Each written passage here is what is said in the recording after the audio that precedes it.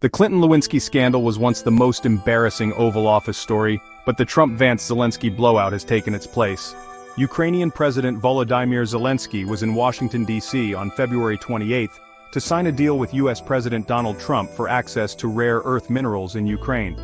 Trump claimed that American economic involvement would guarantee Ukraine's security against Russia.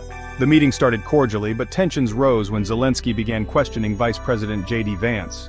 Zelenskyy later apologized for his behavior, calling the incident regrettable. Support for Ukraine has waned, especially among GOP voters and lawmakers. At a recent press conference, only one GOP and 18 Democrat lawmakers attended, compared to over 103 years ago. Trump's campaign promise to end the war has resonated with many, including Senator Lindsey Graham, who called the Trump-Zelenskyy exchange a complete, utter disaster and suggested Zelenskyy should quit. Zelenskyy's term expired in March 2024, but he has refused to hold elections. U.S. Director of National Intelligence Tulsi Gabbard accused him of undermining democracy, while Christian groups alleged religious persecution.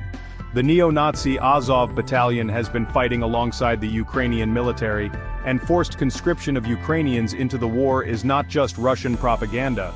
The Ukraine war has exemplified pro-government propaganda and censorship in the West. Anti-establishment voices were banned under the pretext of pro-Russian propaganda.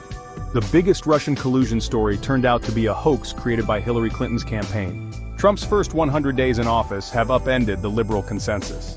His administration believes the EU should handle Russian aggression on its own. Vice President Vance's speech at the Munich Security Conference indicated a growing divide between the U.S. and its allies. Trump's allies argue for a retreat from European and Middle East engagements, focusing instead on the Indo-Pacific region. Subhash Kak, author of The Age of Artificial Intelligence, considers the EU an AI state where algorithms decide policies. He believes Zelenskyy is a mouthpiece for the AI state and has hit the brick wall of Trump's common sense. Kak calls Trump a disruptor, pushing common sense and challenging long-held notions. He hopes Trump's reforms will inspire Indian Prime Minister Narendra Modi to make similar bold changes. Trump's approach to Ukraine marks a necessary break from the Biden-Harris administration's passivity.